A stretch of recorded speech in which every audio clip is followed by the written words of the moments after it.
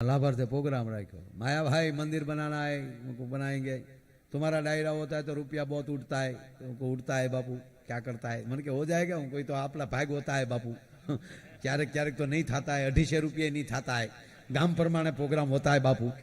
हकीकत अमर एक जगह प्रोग्राम होतो ने आखी रात गायु ने 250 रुपया છે, 250 અને એમાં લાઈટ સાહેબ ઝટકો ખાઈ ગઈ ને તે 5 મિનિટ પછી લાઈટ આવી તો 250 નહોતા અને આયોજકો અમને કીધું તમારી પાસે હતા લઈ કોણ જાય કાઢો, એટલે ભાઈ મેં કીધું આવ્યા લાભાર્થી કાઢે ક્યાંથી, તે મેં માઇકમાં કીધું બાપા આ ગામ તમારું,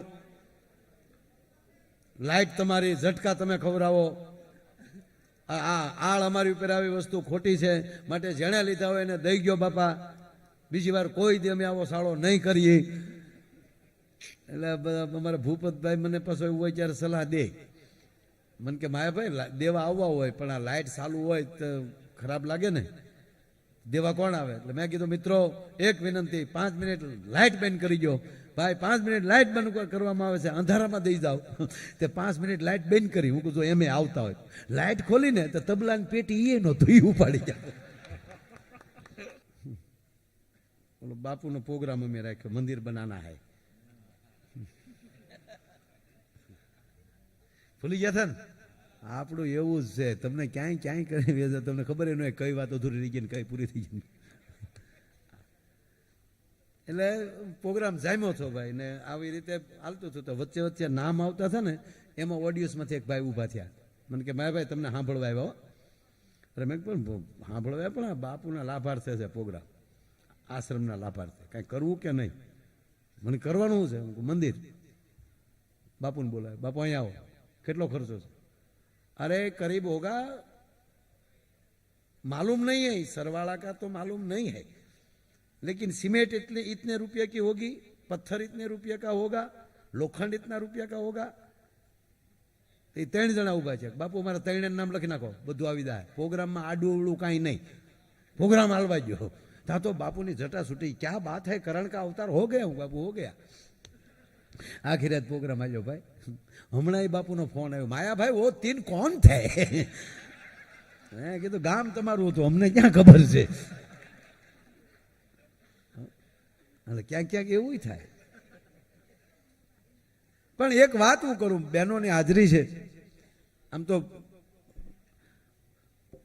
બહેનો છે ને, બહેનોમાં ભાઈઓમાં આપણા ફરક કેટલો ખબર, આપણે જલ્દી મિત્ર નો બનાવી, આપણે એરપોર્ટમાં કે એમાં ભેગા થયા હોય તો હામાં ખાલી કતરાતા હોય, બેનો કહરી કહરીને પાસે આવશે, તમે ક્યાં રહ્યો હતા, કે અમે અમદાવાદ બાપુનગરમાં, અથવા તો જે કાંઈ એરિયો હોય એમ, અમે ત્યાં રહી, તા કેમ અમે ત્યાં રહી, તો કે આપણે બેનું છે, તા કેમ, તક મેં ન્યાલી આ બેગ ન્યાલી લીધી હતી મેં, બોલો સૂટકેસ એટલી સંબંધ ચાલુ કરે, એ કે બેન તમે કયો શેમ્પુ ને કયો સાબુ વાપરો, તા કેમ, તક તમારો અવડો મોટો અંબોડો જોઈએ ને એટલે કહું, તક અંબોડો મોટો નથી, તાર ભાઈનું ટિફિન મેં બાંધેલું છે, અને જો તમે એટલે બહેનો તાત્કાલિક બેનપણી કરશે અને તરત તમે ભેગા થઈને વાતું કરશે, અને બહેનો ભેગા થાય એટલે એક વાત તો કરે ને કરે, એ કઈ વાત છે, આમ બેહી જાય પણ ક્યાં, એ તો હું આવીને પછી તાર ભાઈને બધું હારું થયું કીધા વગેરે ન રહે, બોલો, એ તો હું આવીને પછી બધું જમાવટ થઈ અને વાતે હાશી। પણ એક વાત એ નક્કી છે કે તમે ભલે ગમે એવડા આપણે બનીએ, ટાઈમે આપણે ઘરે હોઈએ ન હોઈએ, પણ ઘરનું વાતાવરણ પવિત્ર કોઈ રાખતું હોય તો આપણી દેશની માં પવિત્ર રાખે છે વાતાવરણ, આ નરું સત્ય છે। જેટલી જ જવાબદારી પુરુષની છે એની કરતા અનેક ઘણી જવાબદારી આ માં લઈને બેઠી છે। પણ વાત મારે એક જ ઝીણી કરવી છે,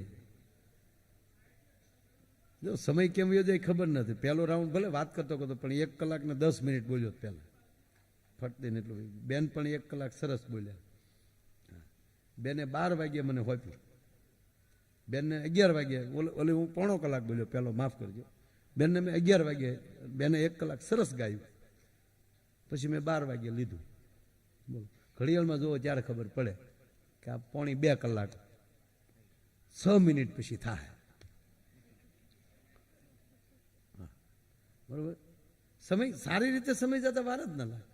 એટલે વચ્ચે કા મને વાત બહુ ગમે છે કે માં ઉમિયા હોય, માં બહુચર હોય, એ આપણો ભાર કઈ રીતે રાખી શકે? જે કુળમાં ઉમા પૂજાય છે એની એક દંત કથા પણ છે. ઉમાને માનનારો કોઈ દી દુખી ન હોય, બહુચરને માનનારો, શક્તિને માનનારો કોઈ દી દુખી ન હોય. પણ ઉમાનો અઢળક ભાવ છે ને, કઈ રીતે? એની એક દંત કથા છે સાહેબ, કે ભગવાન શિવ અને પાર્વતી આ ધરતી ઉપરથી નીકળ્યા અને બરોબર બાજરો પાક ઉપર હતો અને પાર્વતીજીને મન થયું તાજો નવો બાજ એમના ડુંડા એમના હિલોળા લેતા હતા. એટલે માં ભગવતીએ એક ડુંડું તોડ્યું અને એના દાણા કાઢી અને માએ ખાધા. અને ભગવાન શિવ એમ કહે છે કે દેવી, આ બાજરો તમે વાવ્યો છો કે ના? તમે એનું જતન કર્યું હતું કાંઈ કે ના? આ બહેનોને ગમશે આ વાત, આ બધાને ગમશે કે ના? કોની વાડી છે ખબર છે તમને કે ના? આમાં તમારું કાંઈ પ્રકારનો મહેનત ખરી આ બાજરામાં કે ના? તો કોઈને પૂછ્યા વગર ખાવું એ અપરાધ છે. તમે ભૂલ કરી છે. માં પાર્વતીનું બીજું નામ ભગવાન શિવ છે. એને ઉમા તરીકે સંબોધન કરતા. ભગવાન શિવ જ્યારે જ્યારે પાર્વતીને વાત કરે છે ત્યારે ઉમા જ બોલે છે. માં પાર્વતી ભગવાન શિવને પૂછે કે પ્રભુ તો શું કરાય? અને ત્યારે એ ઉમા તરીકે, ઉમા કહું મેં અનુભવ અપના, સતહરિ ભજન જગત સબ સપના. જ્યારે શિવ બોલ્યા છે ત્યારે ઉમા શબ્દનો સંબોધન કર્યું છે ભગવાન શિવે. કે ઉમા, આપને ખબર નહીં હોય કે કોનું ખેતર છે કે ના? તો તમે પૂછ્યા વગર બાજરો ખાધો એટલે તમે એના દોષમાં આવ્યા છો. અને હવે 1 વર્ષ એનું કામ કરો ને, જેવડા મોટા માણા એવડી મોટી ભૂલ. એ જગ્યાએ કોઈ મજૂર માણાએ ભૂલ કરી હોય તો 1 દી દાડિયા જી આવે ને તોય થઈ જાય. જો સાયકલ ભૂલી પડે ને તો બીજી શેરીમાં જાય, રિક્ષા ભૂલી પડે ને તો બીજા એરિયામાં જાય, બસ ભૂલી પડે ને તો બીજા ગામમાં જાય, પણ પ્લેન ભૂલવું પડે ને તો સીધું બીજા દેશમાં જ જાય. જેવડા તમે એવડી ભૂલ બનતી હોય છે. આ તો પરાંબા શક્તિ છે, માં ઉમા છે. અને એ ઉમા એમને પૂછે છે ભગવાન શિવ, માટે તમારે 1 વર્ષ એ ખેડૂતનું તમારે કામ કરવું પડશે. અને માં આવી આ ધરતીમાં વૃદ્ધ રૂપ ધારણ કર્યું છે. એ ખેડૂના ઘરે જાય, એ પણ પાટીદાર માણસ. મારી પધારો કે ભાઈ પધારો, પણ બાપા એક મારે કામ છે તમારું. શું? મારે તમારી ભેગું કામમાં રહેવું છે. હું તમારા ઘરના તમામ કામ કરી, તમારી પાસેથી કોઈ મહેનતાણું મારે નથી જોતું, કેવલ મને જમાડજો, મને ખાવા દેજો.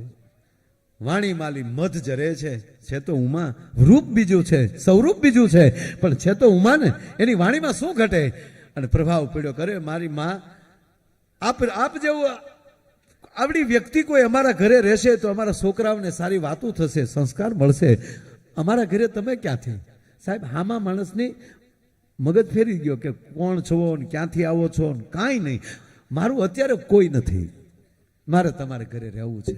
અને એ રહે છે, વાત બહુ મોટી છે. અને રોજ એની માં ભવાની બધું કામ કરે છે. ઉમા ક્યારેક તો એવું થાય કે આપણા ખેતીનું કામ કરવા ગયા હોય તો ત્યાં બધું કમ્પ્લીટ થઈ ગયેલું હોય તો એને એવું થાય કે કદાચ આપણા પાડોશી આ કામ કરી ગયા છે. એક બાજુ બધું કામ થતું જાય, એક બાજુ દેખાવા દેવું નહીં. અને એમાં ઘટના, એક વાત હાલતી હોય ત્યારે પ્લીઝ ના આવતા તમે.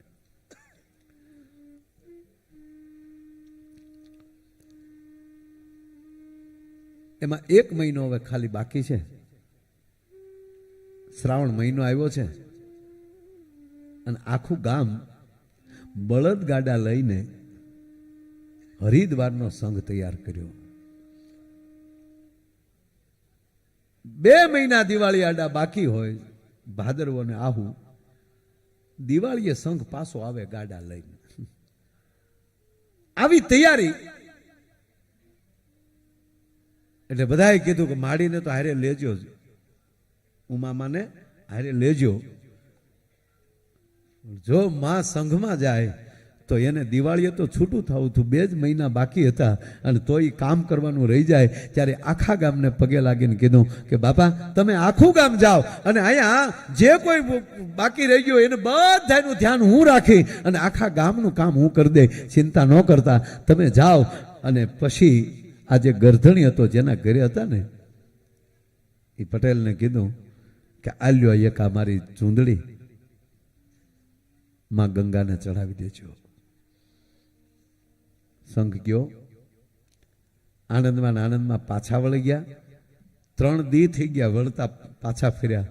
3જે દિવસે જ્યાં રાત્રિ રોકાણ હતું અને આણે એના થેલો કે જે કાંઈ હતો સામાન ખોલ્યો અને જ્યાં ઉમામાએ આપેલી ડોશીમાએ આપેલી ચૂંદડી જોઈ, અરે રે આ ચૂંદડી દેતા તો ભૂલી ગયા, ગંગામાને ચડાવતા તો ભૂલી ગયા.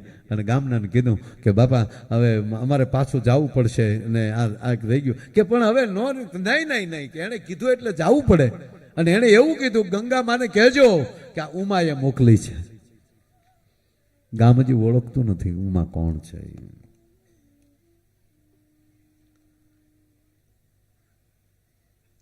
તમે તમારા ગાડા ધીરે ધીરે હાંક્યા જાઓ, અમે અમારી રીતે વયાવશું પણ પાછું તો જવું પડશે. અને સાહેબ કહેવાય ગયો 3 દી પાછા જવાના 3 દી પાછા આવવાના, એટલો ફરક પડતો હતો. એટલે ઓલા લોકો કે અમારે 3 દી કેમ બેઠું રહેવું, અમે ધીરે ધીરે હાલતા તક તમે હાલતા જજો. ઘટના એવી બની, આવડા હરિદ્વાર ગયા પણ આયલી કે બળગ્યો ઊભો થાય તો ગાડા જોડે ને. 3 દી બધા અહીંયા કીર્તન ગાયા, 6 દિવસ ઓલા 3 દી આવ્યા ને 3 દી ગયા. પણ આ ખેડૂએ અહીંયા જઈ અને કહેવા ગયો કે આમ જ હાથમાં ચૂંદડી લઈ અને કીધું હે માં ગંગા આ ચૂંદડી અમારી ઉમા માડીએ મોકલી છે. અને એણે કીધું ગંગામાને કહેજો કે ઉમાએ મોકલી. અને સાહેબ હેમના હાથ બારા નીકળ્યા ગંગાના હાથો ચૂંદડી લીધી પણ પતિ પત્ની ઓળખોળ થઈ ગયા કે આહા આપણી ઘરે જે રહે છે એનું નામ લીધું અને ત્યાં ગંગા પ્રગટ થયા. એ હાથો હાથ ઓઢણી આપી અને ગંગા માલી અવાજ આવ્યો કે ઉમાને કહેજો, એ માને કહેજો મેં તમારી સુંદડી સ્વીકારી છે. પાછા આવે છે. 6 દિવસ થઈ ગયા. ઓલા લોકો ત્યાં ઉભેલા. જેવું આનું ગાડું આવ્યું તો હડુપદીન બળદ ઊભા થયા. એટલે બીજો ચમત્કાર દેખાણો કે આપણે ગામમાં છે ઉમામાં છે કોણ, આ જેદુના આપણા ગામમાં આવ્યા ને તો વરદીથી હિલોળા લે છે અને કાંઈ ઘટતું નથી. અને ત્યારે ઓલાની આંખમાં આહુડ આવીને એટલું કીધું કે ગામ તમે માનો કે ન માનો મને ખબર નહીં, પણ મેં અહીંયા જઈને એટલું કીધું ને તો ગંગાના હેમની કણિયા જેવા હાથ બારા આવ્યા માં ગંગાના. અને ગંગામાએ હાથ હાથ ઓઢણી લીધી. અને પછી તો ઈ માં કોણ છે, ઈ માં કોણ છે કરતા કરતા જાય પોગવું. અને સાહેબ કહેવા ગયો કે બરોબર દિવાળી આડો એમ કહેવાય કે 1 દી રહી ગયેલો, ગાડા દોડવેલા થોડાક વધારે. અને કારણ કે 6 દી કાપવાના હતા વધારના. અને અહીંયા દિવાળીને આગલે દી પોગવું. માં રાહ જોઈને ઊભી છે કે ક્યારે આવે ને હું પછી કૈલાસ ભેગી થાઉં.